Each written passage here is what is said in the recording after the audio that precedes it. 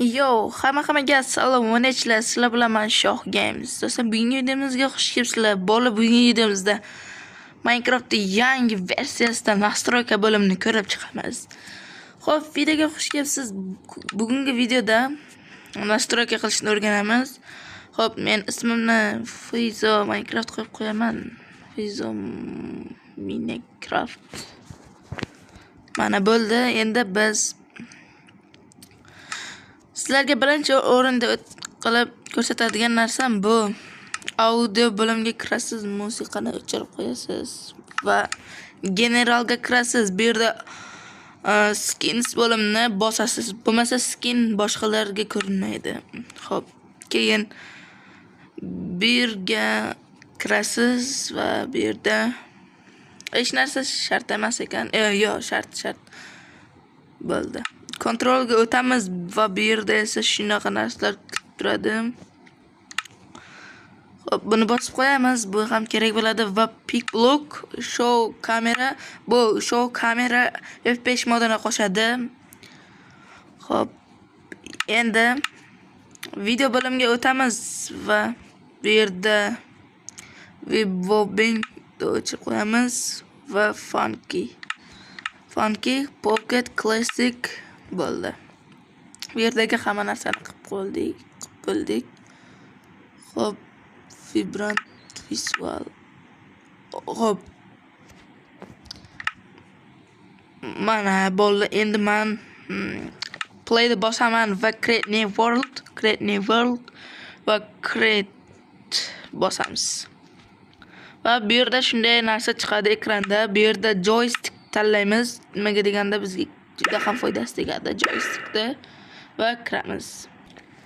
Xo'p, mana bolalar worldimizga ham kirib oldik. Endi bu yerda zo'r nastroykalar qilamiz. Xo'p, mana Minecraft yangi versiyasi chotga. Endi bu yerdagi narsalarni qanday o'zgartirsa bo'ladi va shuni o'rganib chiqamiz. Birinchi o'rinda nastroyka bo'limiga kiramiz va bu yerdagi touch bosamiz. Bu yerda controlni bosamiz. Bu yerda control ochiq turgan bo'ladi.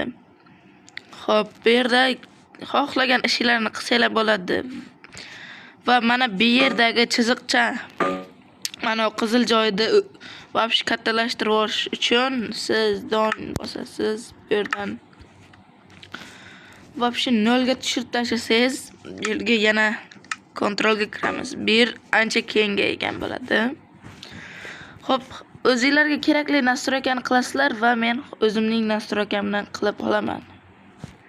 Xo'p, mana bolalar o'zimning nastroykamni qilib oldim. Va endi bu yerda ko'rsanglar agar mana bu narsani vobshe yo'qotib tashlash uchun siz yana nastroykaga kirib olasiz. Keyin esa bu yerdagi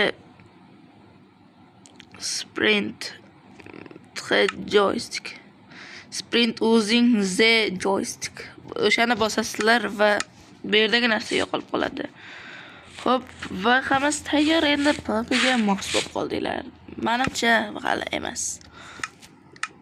Yana nastroykaga kirasizlar. Короче, mana 184 ta turgan ekan. Bu yerdagi o'zgartirib qo'yamiz. Joystickda tepada turgani yaxshi emas va buni kichraytirib qo'yamiz. Pick blockda unchalik shart emas pop uchun. Va mana bo'ldi. Hamma narsa tayyor, lekin pop uchun juda ham ekran yaqin ko'rsatyapti. O'shani to'g'rilash uchun nastroykaga yana bir bor kiramiz.